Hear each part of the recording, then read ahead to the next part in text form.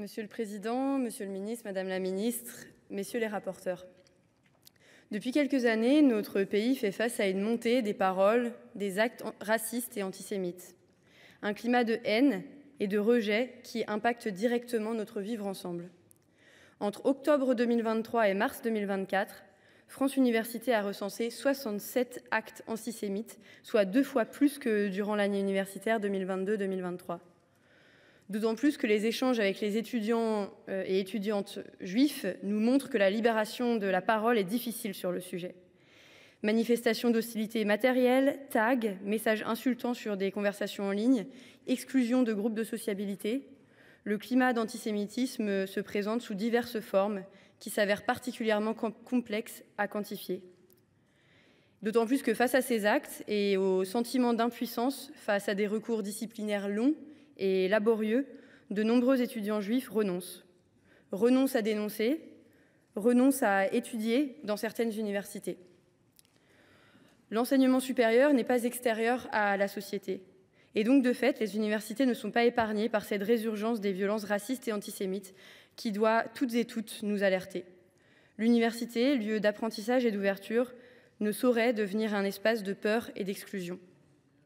Dans le contexte tendu des attaques du Hamas le 7 octobre et des otages israéliens encore retenus par ce groupe terroriste, dans le contexte des crimes contre l'humanité commis à Gaza, ne tombons pas ici dans les amalgames. Les mots ont un sens et comme l'écrit Camus, mal nommer les choses, c'est ajouter au malheur du monde, ne pas les nommer, c'est nier notre humanité. Les Juifs de France ne doivent pas être assimilés à la guerre et aux crimes du gouvernement israélien. Et relativiser les crimes commis envers les Juifs, les Israéliens, c'est ne pas reconnaître aux Juifs le statut de victime.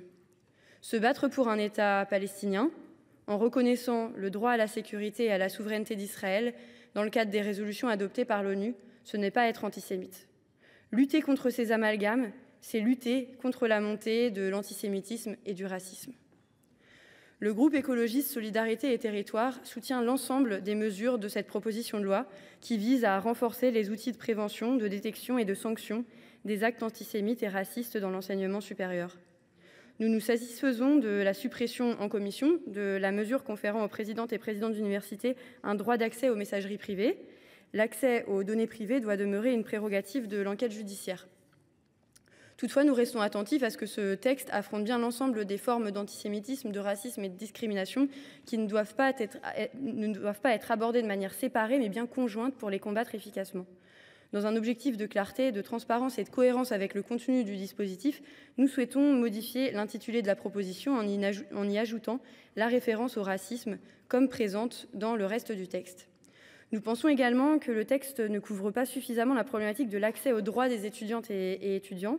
En ce sens, nous portons un amendement qui prévoit que les établissements assurent aux étudiants, aux enseignants et aux membres du personnel une information sur l'existence des dispositifs de lutte contre l'antisémitisme consolidés par la présente proposition de loi.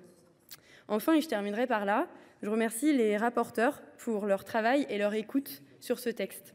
Les auditions ont été nombreuses et les débats sereins.